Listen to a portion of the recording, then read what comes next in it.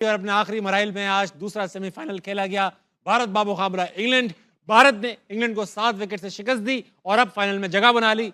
7 run से शिकस्त दी, final में जगह बनाई और अब उनका मुकाबला न्यूजीलैंड से होगा फाइनल में। मैच के ऊपर बात करेंगे। हमारे साथ मौजूद है पाकिस्तान का सबसे मारूफ पैनल, फॉर्मर बाबा जनाब मोहम्मद आमिर।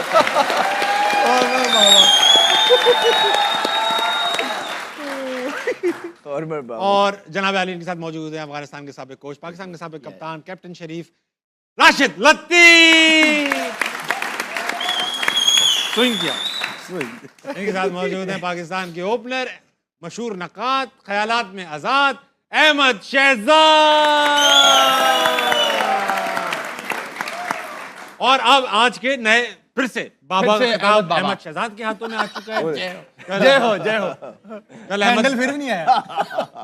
कल अहमद भाई ने कहा इंडिया जीतेगा, इंडिया जीत गया। 7 विकेट से 7 रन से ही जीता। ऐसा मुकाबला हुआ, सख्त मुकाबला।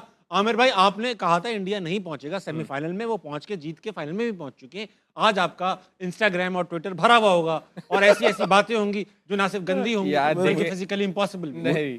वो तो लोग हैं, हम तो क्रिकेट पे बात करते हैं। क्रिकेट बहुत अच्छी हुई, आपने देखा। और आज इंडिया कंप्लीट क्रिकेट खेला। बाकी इनके सारे मैच देख लें, ऐसी पूरे टूर्नामेंट वो क्रिकेट नहीं खेला, राइट। वो अच्छी क्रिकेट खेले और जितना उनको क्रेडिट बनता है कम है। लेकिन आई थिंक मैंने प्रेडिक्ट अच्छी की थी टीम, क्योंकि इंग्लैंड अब कैच तो मेरे हाथ में तो नहीं है ना कि कैच छोड़ दो। अब एक इनफॉर्म बैट्समैन का कैच छोड़ेंगे जब वो 15 पे खेल रहे हैं, उसने 35 बॉलों पे 90 कर दी है, तो फिर यही डिफरेंस पड़ता है ना। और आप देख ले, आप 7 रन से हारे हैं। तो इंग्लैंड की एक तो फील्डिंग, मुझे लगता है दोनों टीमों में, अगर मैं ओवरऑल बात करूं, दोनों टीमों में जो डिफरेंस था, बॉलिंग दोनों की गंदी हुई है अपार्ट फ्रॉम बुमराह। वो तो आपने कल कहा था। तो एक तो हैरी ब्रूक ने जो कैच छोड़ा इनफॉर्म बैट्समैन को, जो अक्षर पटेल ने पकड़े 2 कैच, हैरी ब्रूक और विल जैक जिस तरह खेल रहे थे, अगर वो कैच वहां पे ना होता, ये 1 ओवर पहले चेस होना था। ये मैं आपको बता रहा हूँ। अगर क्या नाम है उसका यार, आर्चर वो आके एंड पे 3 छक्के मार सकता है। और जिस तरह विल जैक्स खेल रहा था, आराम से जीते। लेकिन आई थिंक क्रेडिट जितना इंडिया को देना चाहिए वो कम है, क्योंकि वो कंप्लीट क्रिकेट। लेकिन राशिद भाई, इस बात पे कहूंगा, अगर ना मगर नहीं, बड़ी अच्छी बात किया। मतलब ये कि मुझे तो मिसगाइड इन्होंने किया। आप इनकी उसमें चले गए। मिसगाइड, मैं तो इधर जा रहा था। हमें हैरी ब्रूक ने किया है, हैरी ब्रूक ने किया ना। बाबा का खिताब इनको मिला हुआ है। जी, अभी ना थ्रिलिंग मोमेंट्स का वक्त है, इसी कैचेस पे बात होगी। Thrilling moments, these are brought to you by House of Noorpur. आइए देखते हैं। एक ही दिखा सकते हैं, लेकिन बहुत ही कमाल कैच पकड़ा अक्षर पटेल। राशिद भाई, what went wrong with England जब सिर्फ 7 रन से हारे? संजू जिस तरह से बैटिंग की है ना, वो तो कंप्यूटर पे बैटिंग कर रहा था ऐसे। स्पिनर हो, पेसर हो, उतने मोमेंटम इतना तेज कर दिया ना, जो आमिर ने बताया कैच छूटने के बाद।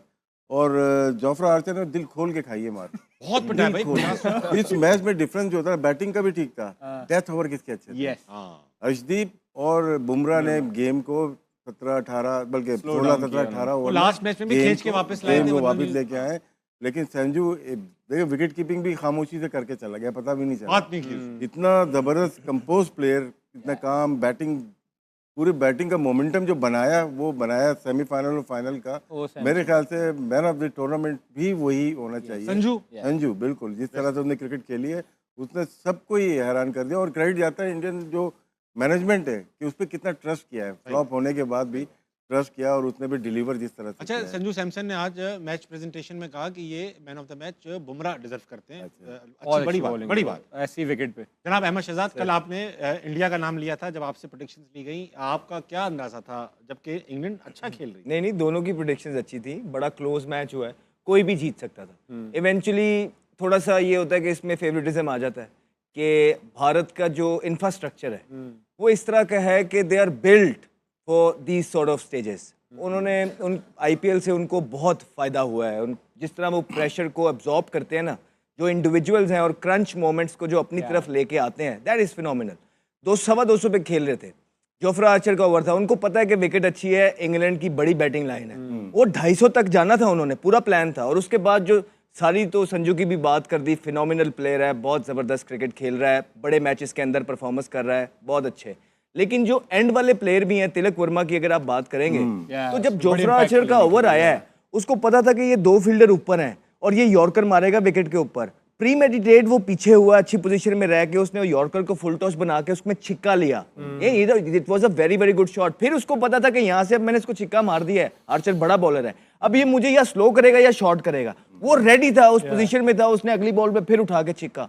सो दीज आर द और वो एक ना वो बहुत इंपॉर्टेंट मोमेंट था। अगर वो 250 पे फिनिश ना करते, देख ले 7 रन से हारे हैं। अगर थोड़ा सा हम होते तो शायद होता ही है कि यार 225 भी कर लिया है, चलो बट ठीक है बॉलिंग पे डाल देंगे। नहीं, उन्होंने एंड तक उन्हें पता था कि हमने कुछ छोड़ना ही नहीं है, उनकी इतनी एबिलिटी है कि वो चेस कर सकते हैं। फिर आप ये देखें कि बुमराह का जो फैक्टर है बहुत बड़ा फैक्टर है। उसने अंडर प्रेशर जो आज भी उसने अपने स्किल की एग्जीक्यूशन की है। 6 स्कोर देना सेकंड लास्ट ओवर के अंदर या थर्ड लास्ट ओवर के अंदर, मैच एक साइड 38 रह गया था। अब सेकंड लास्ट ओवर सबसे इंपॉर्टेंट ओवर होता है मैच का, वो आ गया उसके पास, पांड्या के पास। वो मेक और ब्रेक था। पहली बॉल पे उसको छिक्का पड़ा, यॉर्कर मारने गया, एग्जीक्यूशन में फ्लो आया, बड़ा जबरदस्त उसने छिक्का मारा। उसके बाद वो 5 बॉल जो अगले उसने किए, उसको पता था कि यॉर्कर तो वो नेल नहीं कर सकता, लेकिन उसके बाद जो सबसे मुश्किल बॉल होता है वो लो फुल टॉस को पुट अवे करना होता है। वो लो फुल टॉस करता गया, लेकिन उसने जो है ना कोई शॉर्ट बॉल या स्लो बॉल या बाउंसर करने की ट्राई नहीं की। वो 9 रन पे जो उसने ओवर निकाला और आखिरी ओवर में बड़ा ज्यादा स्कोर रह गया था, वहीं से उसने गेम फिनिश किया। और दुबे का एक ओवर, क्योंकि हमने पहले भी कहा था कि उनका एक वीक लिंक है, दुबे को उन्होंने निकालना है, वो आज भी इतने स्कोर थे कि बच गया। ऑल इन ऑल मैंने आपको ये भी कल बोला था कि बड़ी टीमें जो होती हैं वो राइट मोमेंट पे पीक करती हैं, and India is peeking on a very very right time.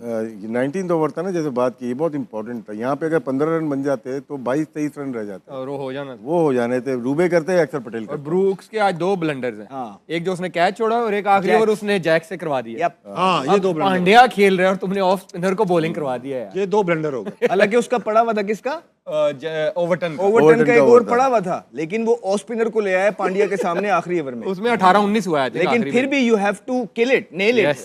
Pandya ने जिस तरह उस ओवर का फायदा उठाया है, सिंगल भी रिजेक्ट किया, जब वो खड़ा हुआ था इट वाज शोइंग कि इज कॉन्फिडेंट। हालांकि परफॉर्मेंस नहीं आई हुई थी, लेकिन it's a calibre of a player. जब हम बात करते हैं ना इंडियन प्लेयर्स की, वो यही करते हैं कि वो डिफरेंट पेडिग्री है, अंडर प्रेशर क्रंच मोमेंट्स को किस तरह अपने पास खींचना है दोनों।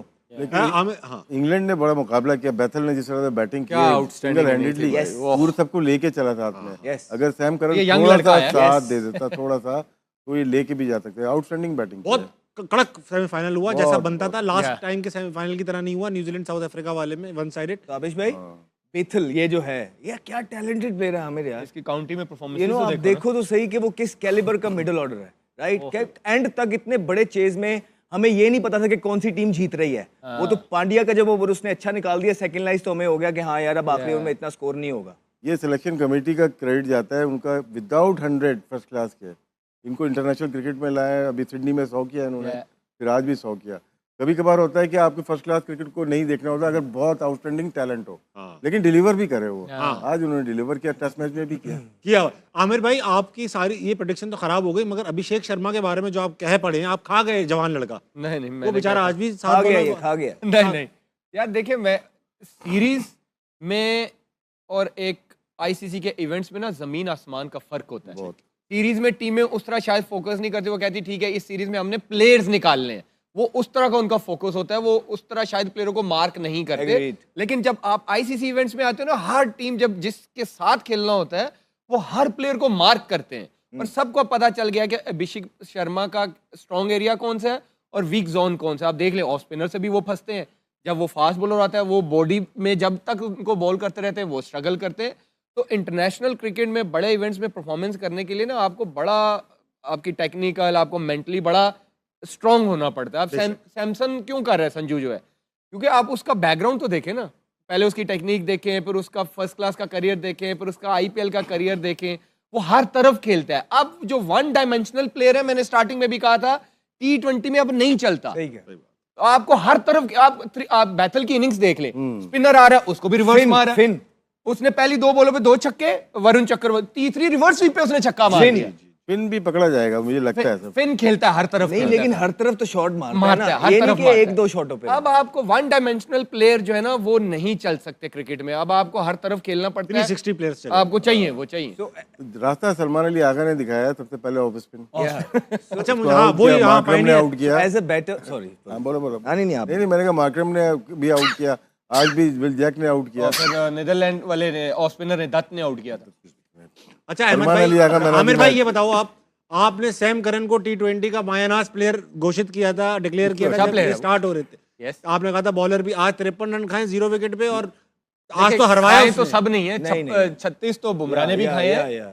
या विकेट भी ऐसा था, आर्चर जैसा बंदा 60 खा गया, 65 यार, खा गया, 60। आदिल रशीद जो one of the best spinner है उसको 42 हुआ।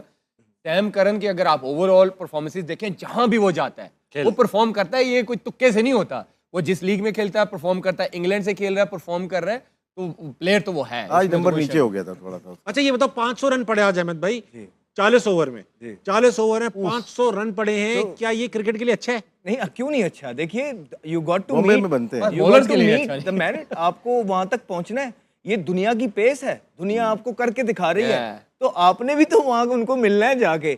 इसी बात को तो रोना है। मैं क्या, राशिद भाई, अहमद ने अच्छी बात की थी कि हम 225 करते हैं, मैं समझा हम 125 करते हैं, ये गलती से बोल हाँ यहाँ पे भी हम 125 कर लेते हैं। हम जब कहते हैं ना you got to be ruthless, तो जब वो 225 पे खेल रहे थे ना, तो 225 पे अगर हमने किया होता ना तो 225-30 पे फिनिश कर देते, लेकिन वो 250 पे लेके गए हैं वहां से। माइंडसेट देखे ना, माइंडसेट देखें कि कितना बड़ा मैच है, प्रेशर है, राइट। उनको पता था कि ये विकेट 200 वाला नहीं है, उनका बॉल 1 से यही था कि भाई 230 240 करना ही करना है।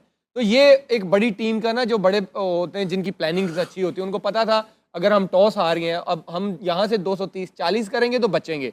अब जो भी प्लेयर आया उसका आप इम्पैक्ट देख लो, किसी ने आके इवन 15 में 165 लगा हुआ था, किसी ने आके यही नहीं कहा कि मैं 2 बॉलें ले लूं, वो जो आया बॉल मिली छक्का, या तो आउट या छक्का। इसमें ये भी होता है ताबिश भाई के प्लेयर्स भी तो ऐसे हैं ना, वो प्लेयरों में तो डिफरेंस देखे ना आप, तो इसीलिए हम कहते हैं जो प्लेयर होते हैं ना, ये सारी चीजें वही कर सकते हैं। होम ग्राउंड का यही फायदा होता है। चले भाई, अब वक्त आ चुका है, थोड़ा ऑडियंस को छेड़ा, ऑडियंस ही चलेंगे अभी, कहाँ जाएंगे फिर हम? अच्छा मुझे एक चीज़ बताएं राशिद भाई, कि ये जो इन्होंने अभी जिक्र छेड़ा कि आईपीएल का बड़ा इम्पैक्ट पड़ा है इंडियन क्रिकेट पे, आप जब भी जिक्र करते हैं हम पीएसएल का, तो हमें बिल्कुल उल्टा लगता है कि आप कहते हैं कभी इस्लामाबाद यूनाइटेड का इन्फ्लुएंस है, कभी फलां चीज़ का है, कभी पीएसएल देखकर ही प्लेयर आए जा रहे हैं। उनको क्यों पॉजिटिव इम्पैक्ट पड़ रहा है, हमारे यहाँ क्यों अच्छा इम्पैक्ट नहीं पड़ पा रहा? ये जवाब इसमें दीजिए। मेरे ख्याल से एक तो स्ट्रक्चर बहुत अच्छा है। 2 महीने के लिए नहीं आती आईपीएल, मुंबई इंडियंस 12 महीने रहती है। मेरी किरण मौर्य से बात हो रही थी, वो मुंबई इंडियंस के लिए नीचे काम करते हैं, वो सारा साल प्लेयर्स को ढूंढते हैं। जब जॉन राइट इनके पास था, ये ढूंढ निकले थे, कुणाल पांड्या किसी को देखने के लिए गए थे, वहाँ पे अक्षर पटेल को देखने गए थे, वहाँ पे इनको हार्दिक पांड्या मिला, और वहीं पे इनको जसप्रीत बुमराह मिला।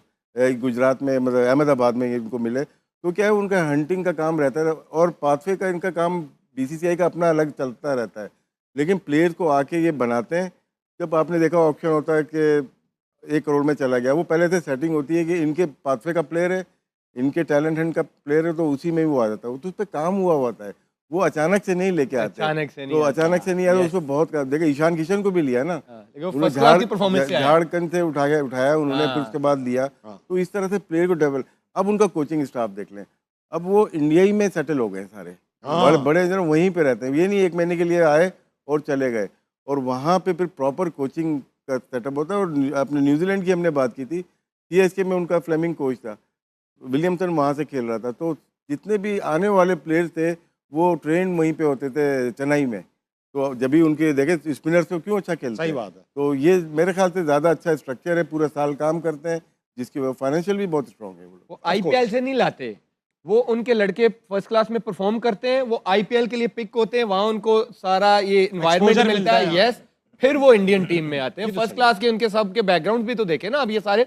फर्स्ट क्लास खेले हुए, ये आईपीएल की इनिंग से नहीं आए हुए। मैं समझ गया। Apart from I think Abhishek Sharma, उसका मुझे नहीं पता कि वो फर्स्ट क्लास खेला हुआ। Sanju Samson first class player है, क्या कहते हैं, Ishan Kishan first class player है, दुबे फर्स्ट क्लास प्लेयर है, ये Tilak Varma first class player है। जब वो आईपीएल से फ्री होते हैं, अगले काउंटी क्रिकेट जाके 4 डे क्रिकेट खेलते हैं। अब इंडियन के वाहिद प्लेयर है जो ब्लास्ट नहीं खेलते, उनको भेजते हैं 4 डे क्रिकेट जाके खेलो। तिलक वर्मा लास्ट ईयर कोई भी हेम्पशायर से खेल रहा था 4 डे उसको क्रिकेट। अलाउ नहीं है। कोई इंडियन लीग दूसरी नहीं खेल। और देखें ना फिर जो जिस तरह के प्लेयर्स वहाँ जाते हैं, तो वो लेवल ऑफ क्रिकेट इस तरह का होता है आईपीएल में कि जितने आप कंपेटिटिव प्लेयर्स के साथ खेलते हैं, उतना ही कंपेटिटिव प्लेयर बनते हैं। जो प्रेशर हैंडलिंग होती है, क्रंच मोमेंट्स को, क्राउड आप देखें, फिर आप दुनिया के नंबर 1 बॉलर, दुनिया के नंबर 1 बैट्समैन से को जब फेस कर रहे होते हैं, आप उस ड्रेसिंग रूम का हिस्सा और उसका माइंडसेट आप बेस्ट सीट से देख रहे हो, तो आप जो का जो गट है, ये सारी चीज़ें पिक करता है। एंड देन वो फिर आप अपने मुल्क के लिए भी इस तरह डिलीवर बड़े करते हो। स्टेज के लिए रेडी होते So हैं। वो अब आप देखें ना, अभिषेक शर्मा ने बात की थी कि पैट कमिंस हमारे कप्तान थे। अब पैट कमिंस तो बहुत बड़ा कप्तान,